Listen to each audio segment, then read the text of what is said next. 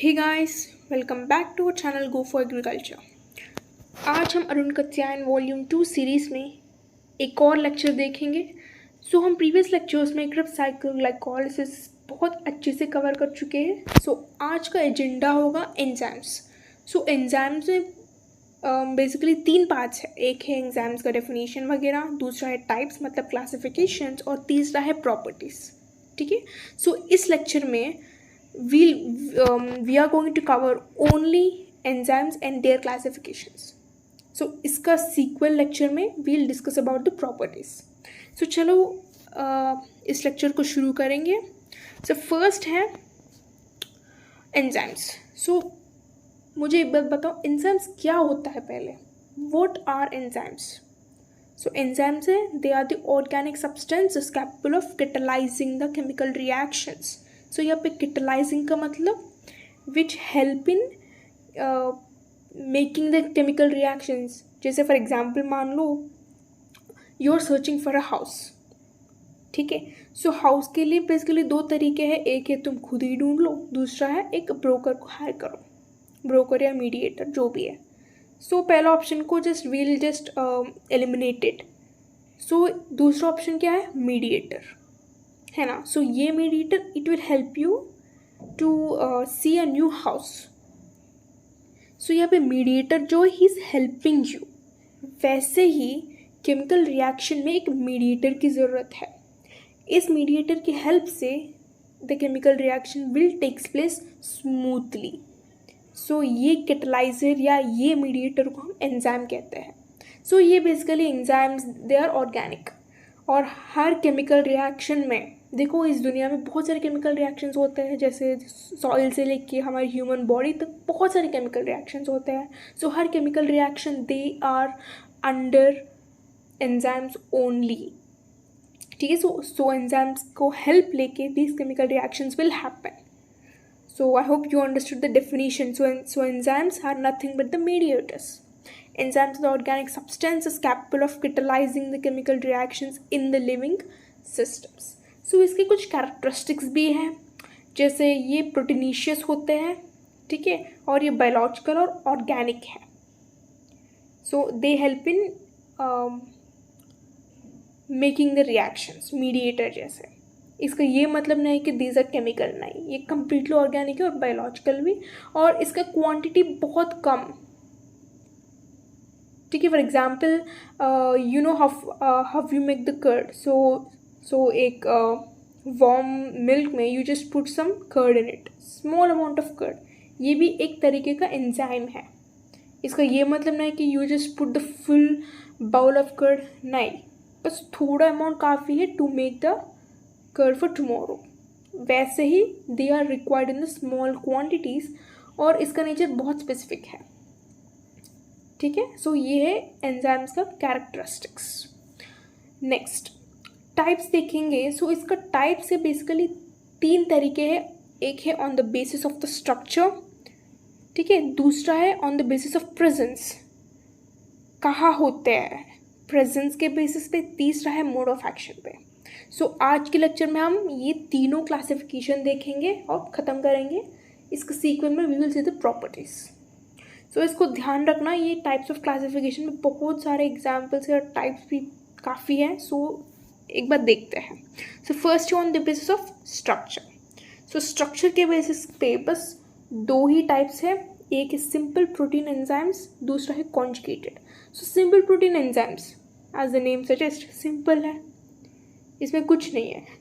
इसका मतलब ये enzymes are completely made of proteins. देखो ये एंजाइम्स का एक कैरेक्टरिस्टिक क्या है, they are made of proteins, है ना। ये सिंपल प्रोटीन एंजाइम्स का मतलब है enzymes are completely made of proteins. इसमें नॉन प्रोटीन स्ट्रक्चर्स तो बिल्कुल भी नहीं होंगे, बस प्रोटीनिशियस स्ट्रक्चर्स ही होंगे, इसलिए सिंपल प्रोटीन एंजाइम्स। इसका 3 एग्जाम्पल्स हैं, ट्रिप्सिन, पेप्सिन और यूरियस। इन तीनों का स्ट्रक्चर जो है they are completely made up of proteins. Next है कॉन्जुगेटेड एंजाइम्स।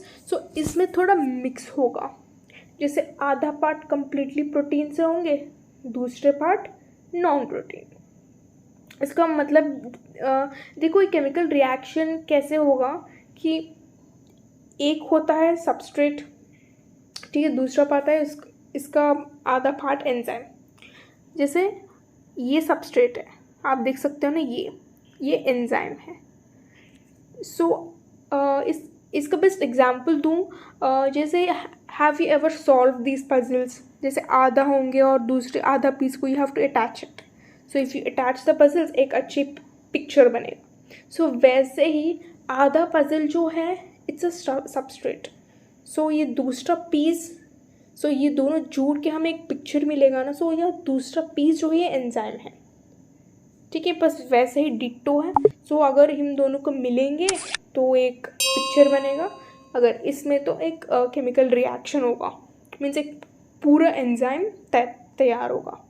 सो यहाँ पे स्ट्रक्चर जो है, सबस्ट्रेट जो है, इसको हम एपो एंजाइम कहते हैं। इसका नाम है apo enzyme and it is completely protein portion में। देखो कॉन्जुगेटेड में दो पोर्शंस होंगे, आधा होगा प्रोटीनिशियस, दूसरा होगा नॉन प्रोटीनिशियस। सो ये प्रोटीनिशियस जो है ये सबस्ट्रेट है। इसका मतलब पजल में मेन पार्ट जो है सबस्ट्रेट है और मिसिंग पार्ट है ये कोएंजाइम है, ये नॉन प्रोटीनिशियस होगा, ठीक है। सो आप यहाँ पे पिक्चर में देख सकते हो इजीली, ये कंप्लीट पिक्चर है और ये है इसका मिसिंग पार्ट है। यहाँ पे देखो, इस पिक्चर में देखो, सो ये coenzyme is a missing part. So ये coenzyme it's a non proteinaceous structure, ठीक है, और सबस्ट्रेट या apo enzyme it's a proteinaceous, don't get confused, ठीक है। सो अगर इन दोनों को मिलेंगे it will form a holo enzyme, means whole enzyme, complete enzyme. So इस enzyme it will be used to catalyse the chemical reaction, ठीक है। सो ये कोएंजाइम को हम कोफैक्टर भी कहते हैं, बहुत सारे नाम है। सो बस याद रखना ये कोएंजाइम जो है it's a non proteinaceous structure, substrate is a proteinaceous structure, ठीक है। सो ये कोफैक्टर में बेसिकली 3 टाइप्स हैं, ठीक है। जैसे मतलब इस प्रोटीनिशियस स्ट्रक्चर में 3 तरीके का एंजाइम्स हो सकते हैं। एक है, इसको हम इजीली सब देखो 3 तरीके, एक है ओके रुको मैं इसको अरेज करके बताती हूँ। सो ये सबस्ट्रेट है ना, सो इस सबस्ट्रेट से ये मिसिंग पार्ट जो है इसको 3 तरीके हैं। एक है हम इस मिसिंग पार्ट को ईजिली रिमूव कर सकते हैं पजल से, हम पजल से, ये है पजल, एंड पजल, सो हम ये एंड पजल से इस एंजाइम को, ये छोटा मिसिंग पीस को ईजिली रिमूव कर सकते हैं। ये एक तरीके है, मतलब एक टाइप है। दूसरा है ये फिक्स्ड है, इसको रिमूव करना थोड़ा मुश्किल है, फिक्स्ड। तीसरा है इसका व्हाट विल से इसका स्ट्रक्चर अलग है, इसके बारे में हम बाद में देखेंगे। सो पहला है इस मिसिंग पार्ट को पजल से इजीली रिमूव कर सकते हैं। इसका एग्जाम्पल है NAD, NADP, ATP, coenzyme A, ये चारों इसको एग्जाम्पल्स हैं, ठीक है। दूसरा है प्रोस्थेटिक का मतलब आर्टिफिशियल है, लेकिन दूसरा टाइप है ये मिसिंग पीस को हम इतना इजीली रिमूव नहीं कर सकते, ये बहुत हार्ड है रिमूव करना, इट इज़ फिक्स्ड, ठीक है, फिक्स्ड। सो इसका एग्जाम्पल है FAT। और तीसरा है इसका स्ट्रक्चर पे डिफर होगा, मतलब इसका कंपोजिशन। सो ये एंजाइम कंपोजिशन कभी कभी मेटल एक्टिवेटर्स भी हो सकते हैं, जैसे Fe+2, CO+2, Mg, जिंक, ठीक है। सो पहला और दूसरा टाइप कंप्लीट ऑपोजिट है, तीसरा थोड़ा अलग है। सो पहला क्या है, हम इस कोएंजाइम या हम इस मिसिंग पार्ट को ईजिली रिमूव कर सकते हैं, दूसरा है रिमूव करना मुश्किल है, और तीसरा है इसका कंपोजिशन अलग है, मीन्स ये मेटल एक्टिवेटर्स भी हो सकते हैं। क्योंकि देखो NAD, NADP, ATP मेटल्स हैं नहीं, वैसे FAD मेटल है नहीं। सो इन दोनों का टाइप अलग है और इनका टाइप थोड़ा अलग है, लेकिन बस ध्यान रखना कोफैक्टर में इन तीनों हो सकते हैं, मतलब तीनों, they won't be at a time different types. So यही तक क्लियर है ना, सिंपल प्रोटीन्स कॉन्जुगेटेड। चलो आगे चलते हैं। On the basis of presence. So on the basis of presence में दो टाइप्स का है, inducible enzymes, non inducible enzymes. So inducible enzymes का मतलब सिंपल सी बात है, देखो बेसिकली इंग्लिश में induce means it will make it happen. Induce मतलब it will make it happen. जैसे मान लो चलो ये एग्जाम्पल लेते हैं मीडिएटर का, ब्रोकर का एग्जाम्पल लेते हैं। सो ब्रोकर का काम क्या है, it will he will bring the house to you, he will bring the houses to you. जैसे sir look at this house या लुक एट दिस हाउस, ऐसे ही will bring the houses to. यहाँ पे ब्रिंग जो है it's an important term, means he will make it happen.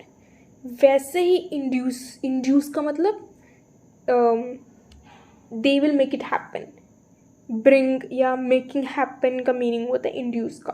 सो यहाँ पे इंड्यूसिबल एंजाइम्स का मतलब, इंड्यूसिबल एंजाइम्स में सबस्ट्रेट का रोल बहुत इंपॉर्टेंट है। सबस्ट्रेट का रोल मतलब वही ये वाला पीस, ये एपोएंजाइम जो है ना, इट्स अ सबस्ट्रेट। सो ये एपोएंजाइम बहुत इम्पॉर्टेंट है। ये एपोएंजाइम के बिना एंजाइम नहीं होगा। सो दिस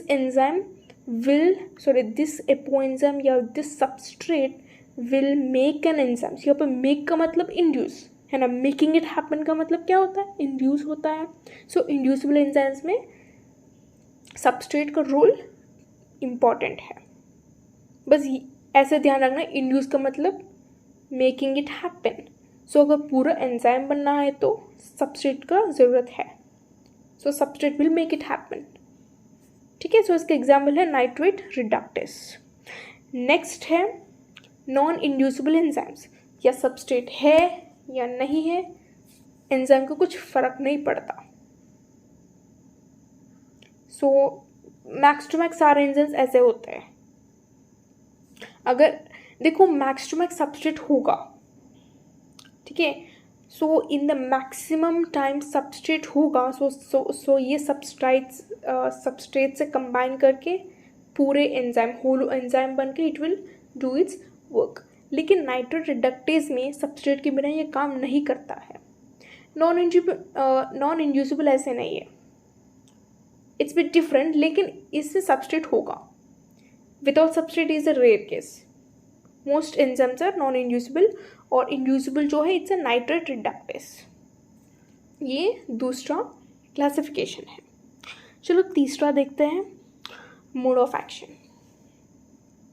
देखो क्रिब्स साइकिल, ग्लाइकोलाइसिस में बहुत सारे एंजाइम्स हैं ना, जैसे ट्रांसएमाइनेज है और पायरुवेट डिहाइड्रोजिनेज है, ऐसे बहुत सारे एंजाइम्स हैं। ये सारे एंजाइम्स को हम इस क्लासिफिकेशन में देखते हैं, like what kind of enzyme is which one. So ये मोड ऑफ एक्शन का मतलब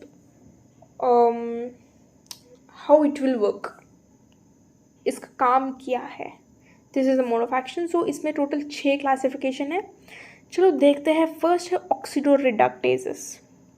ऑक्सीडो रिडक्टेज मतलब ऑक्सीडेशन रिडक्शन।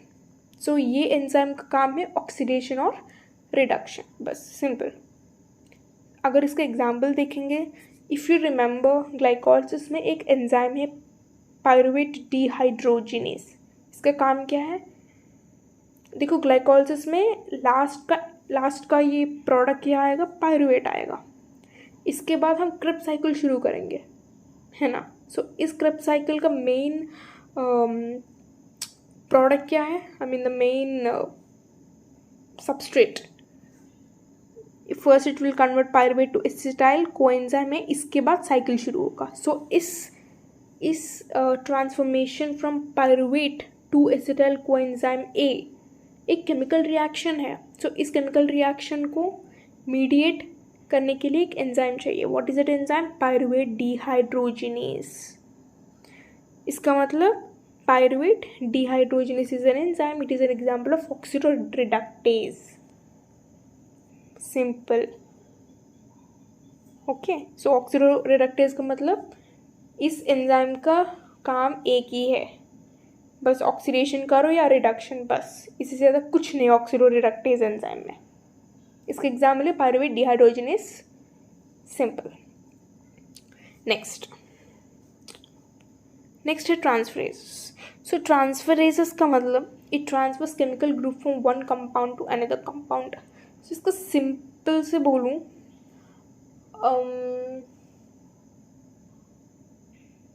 चलो आप यहाँ पे एग्जाम्पल देखिए, मैं इसको जूम कर रही हूँ थोड़ा सा। I hope you can see. So you can see here, एक है amino donor left hand side on the top and right hand side on the top में है कीटोन। एमाइनो का मतलब एमाइन ग्रुप होगा, कीटोन का मतलब ऑक्सीजन का ग्रुप होगा, आई मीन सिंगल ओ। सो यहाँ पे आप देख सकते हो R1 R2 सेम है, वैसे ही कीटोन ग्रुप में R1 R2 सेम है, लेकिन डिफरेंस क्या है, एमाइनो डोनर में है एमाइनो ग्रुप, इस साइड में है ketone group, double bond O। सो ये कीटोन से एमाइनो होने के लिए या एमाइनो से कीटोन होने के लिए एक एंजाइम की ज़रूरत है। एज वी स्टडीड, हर केमिकल रिएक्शन के लिए एक एंजाइम होना है, ज़रूरत है। सो वैसे ही यहाँ पे देख सकते हो, यहाँ पे ग्रुप्स चेंज हो रहे हैं। एक पोजीशन पे यहाँ पे ऊपर है NH2, ये चेंज हो गया कीटोन ग्रुप। इसका मतलब the position is changing in a compound, एक ग्रुप चेंज हो रहा है। ऐसे ग्रुप्स को चेंज करने के लिए हमें एक एंजाइम ज़रूरत है। ये एंजाइम है, इट इज़ द ट्रांसफरेजेस। बस ट्रांसफॉर्म करने के लिए सोचो, ट्रांसफ़र करने के लिए, है ना। जैसे देखो ऑक्सीडेशन रिडक्शन के लिए एक एंजाइम की ज़रूरत है। What is it enzyme? Oxidoreductase. वैसे ही एक केमिकल ग्रुप को इधर से उधर ट्रांसफ़र करने के लिए हमें ट्रांसफरेज की ज़रूरत है। सिंपल, ट्रांसफ़र करने के लिए ट्रांसफरेज। इसका एग्जाम्पल है ट्रांस एमाइनेस, क्योंकि amine group is changing into the ketone group. ठीक है। Next is hydrolysis. हाइड्रो का मतलब वाटर, H2O। सो हाइड्रोलेसिस का मतलब कुछ नहीं है, एक कंपाउंड को अगर हम पानी ऐड करेंगे, सो इन दोनों मिलके एक रिएक्शन होगा ना। सो रिएक्शन के लिए एंजाइम की ज़रूरत है। सो इस एंजाइम है हाइड्रोलेस। कितनी सिंपल है ना। एक कंपाउंड को वाटर ऐड करो, सो इन दोनों मिलके एक रिएक्शन होगा। सो इस रिएक्शन को मीडिएट करने के लिए एंजाइम की ज़रूरत है। ये एंजाइम है हाइड्रोलेसिस। अगर तुम वाटर ऐड कर रहे हो, एंजाइम होगा हाइड्रोलेसिस। अगर तुम एक कंपाउंड में ग्रुप्स को ट्रांसफ़र कर रहे हो, ट्रांसफरेजेस। अगर ऑक्सीडेशन रिडक्शन हो रहा है, कौन सी एंजाइम यूज़ करेंगे? ऑक्सीडोरिडक्टेज। सिंपल। नेक्स्ट है लाइजेस। देखो आपने पढ़ा होगा ना ये पैथोजेंस में कि लाइसिस साइकिल, लाइसोजेनिक साइकिल। सो लाइसिस का मतलब किलिंग या ब्रेकिंग, या बेसिकली लाइसिस का मतलब डिस्ट्रॉइंग। सो यहाँ पे लाइजेस का मतलब ब्रेकिंग, क्योंकि हम यहाँ पे बॉन्ड्स रिएक्शंस के बारे में बात कर रहे हैं ना। So we can destroy the reactions, we can just break the reactions. Breaking का मतलब डिस्ट्रॉइंग ही है, लेकिन हम we can't use destroy the reaction, we can just say break the bonds. Lyases. So lyases का मतलब ये enzymes, these are used to break the bonds. Simple. इसका इसका एग्जाम्पल है आल्डोलेस। क्लियर। नेक्स्ट आइसोमेरेजेस। सो आपने केमिस्ट्री में पढ़ा ही होगा, आइसोमेरेज क्या होता है? Just a different position. अगर मान लो, चलो अगर मान लो you are in the first position. देखो okay, for example in the exam you scored first rank in the exams, और दूसरे एग्जाम में you score the first rank लेकिन लास्ट से। इसका मतलब रैंक तो एक ही है, फर्स्ट है। फर्स्ट एग्जाम में you got first rank from the first, और दूसरे एग्जाम में first rank from the last. Rank तो एक ही है, लेकिन पोजीशन शिफ्ट हो गया फर्स्ट से लास्ट। बस अगर तुम पोजीशन को शिफ्ट कर रहे हो, इसके लिए एंजाइम चाहिए आइसोमेरेज। सिंपल। सो अगर आप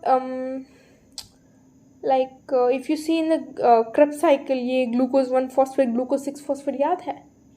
सो यहाँ पे ग्लूकोज 1 फॉस्फेट का मतलब फॉस्फेट जो है it will be in the first position, 6 phosphate का मतलब phosphate will be in the sixth position.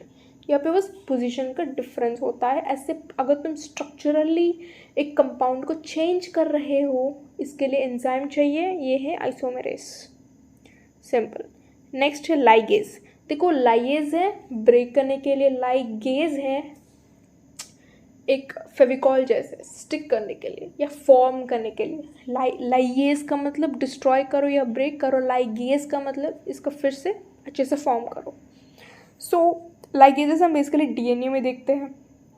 देखो अगर दोनों फ्रैगमेंट्स ऑफ डीएनए में को अटैच करने के लिए we will use DNA ligases.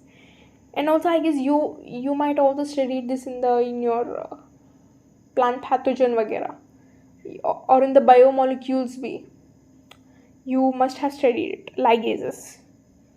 ठीक है, सो ये डीएनए लाइगेजेस दो like in order to attach the 2 fragments of the DNA and they form a phosphodiester bond, ये तो अलग बात है।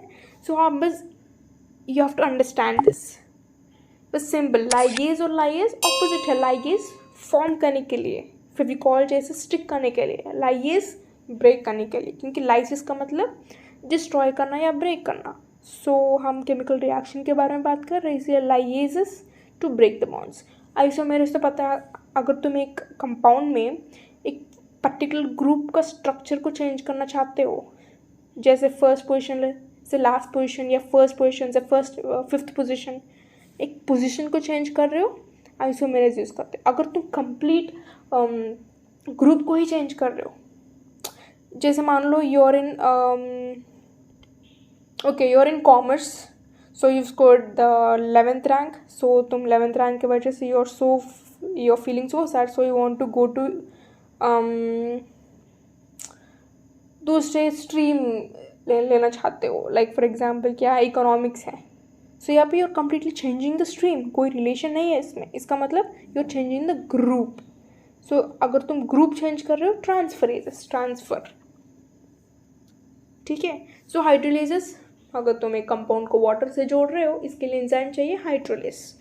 लाइजेस तो पता है आपको। नेक्स्ट ऑक्सीडोरिडक्टेज, ऑक्सीडेशन और रिडक्शन के लिए, simple. You are done with the mode of action, enzymes and classification. बस यही है क्लासिफिकेशन में, oxidoreductase, transferase, hydrolase, lyases, isomerases and ligases. So यही है आज के लिए, और नेक्स्ट लेक्चर में will see properties of enzymes और इसका फैक्टर्स भी देखेंगे। ठीक है, जैसे एंजाइम कंसंट्रेशन कैसे होगा और टेम्परेचर के हिसाब से एंजाइम का ये कैसे होगा, इनहिबिटर्स सारे देखेंगे। So just go back and just understand the work of these enzymes. Transferases क्या करेंगी, hydrolases. If you understand the work now, so easily you can learn the names of the enzymes, examples easily you can understand. ठीक है, so this is it for today. Thank you for watching. If you have any queries, you can just drop your question in the Telegram or in the comment section, and also please join our Telegram channel because we'll share the notes there, and stay tuned. Thank you.